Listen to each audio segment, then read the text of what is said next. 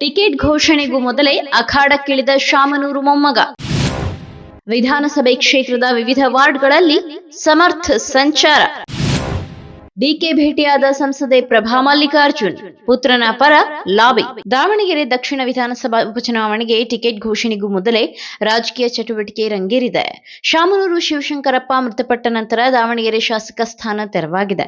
ಇದೀಗ by election ದಿನಾಂಕ ಘೋಷಣೆಯಾಗಿದ್ದು ಮತ್ತೆ ಟಿಕೆಟ್ ಯಾರಿಗೆ ಕೊಡಲಾಗುತ್ತೆ ಎಂಬ ಚರ್ಚೆ ಶುರುವಾಗಿದೆ. ಈ ಮಧ್ಯೆ ಸಚಿವರ ಪುತ್ರ ಅಖಾಡಕ್ಕೆ ಇಳಿದಿದ್ದಾರೆ.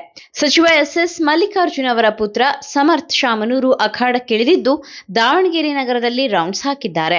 ಇದರಿಂದ ಟಿಕೆಟ್ ಅವರಿಗೆ ಸಿಗುವ ಸಾಧ್ಯತೆ ಇದೆ ಎಂಬ ಚರ್ಚೆ ಜೋರಾಗಿದೆ. ಬುಧವಾರ ಬೆಳಿಗ್ಗೆ ಸಮರ್ಥ ಶಾಮನೂರು ದಾವಣಗೆರೆ ದಕ್ಷಿಣ ವಿಧಾನಸಭಾ ಕ್ಷೇತ್ರದ ವಿವಿಧ ವಾರ್ಡ್ಗಳಲ್ಲಿ ಸಂಚರಿಸಿದ್ದಾರೆ. ಸ್ಥಳೀಯ ಕಾಂಗ್ರೆಸ್ ಮುಖಂಡರು, ಕಾರ್ಯಕರ್ತರು ಮತ್ತು ನಗರದ ಜನರನ್ನ ಭೇಟಿಯಾಗಿ ಮಾತುಕತೆ ನಡೆಸಿದ್ದಾರೆ. ಹಾಗೂ ಅಮಾವಾಸ್ಯೆ ಹಿನ್ನೆಲೆ ಗಣಪತಿ ದೇವಸ್ಥಾನಕ್ಕೆ ಭೇಟಿ ನೀಡಿ ಪೂಜೆ ಕೂಡ ಸಲ್ಲಿಸಿದ್ದಾರೆ. ಸಿಟಿ ರೌಂಡ್ಸ್ ವೇಳೆ ಸಮರ್ಥ ಶಾಮನೂರು ಮಾಧ್ಯಮಗಳೊಂದಿಗೆ ಮಾತನಾಡಿದ್ದು, ತಾತ ಮತ್ತು ಅಪ್ಪನ ಜೊತೆಗೆ ಈ ಕ್ಷೇತ್ರದಲ್ಲಿ ಜನರ ಜೊತೆ ಓಡಾಡಿದ್ದೇನೆ. ಇಲ್ಲಿರುವ ಎಲ್ಲರೂ ನನಗೆ ಮೊದಲಿನಿಂದಲೂ ಪರಿಚಿತರು.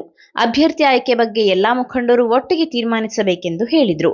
ಮತ್ತೊಂದೆಡೆ ಪುತ್ರನ ಪರ ಸಂಸದೆ ಪ್ರಭಾ ಮಲ್ಲಿಕಾರ್ಜುನ್ ಲಾಬಿ ನಡೆಸುತ್ತಿದ್ದಾರೆ.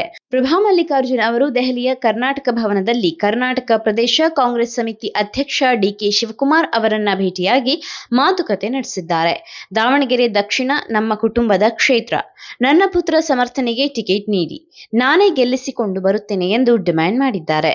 ಇದಕ್ಕೆ ಡಿಕೆ ಶಿವಕುಮಾರ್ ನೋಡೋಣ, ವರಿಷ್ಠರ ಜೊತೆ ಮಾತನಾಡುತ್ತೇನೆ ಎಂದು ತಿಳಿಸಿದ್ದಾರೆ ಎನ್ನಲಾಗಿದೆ.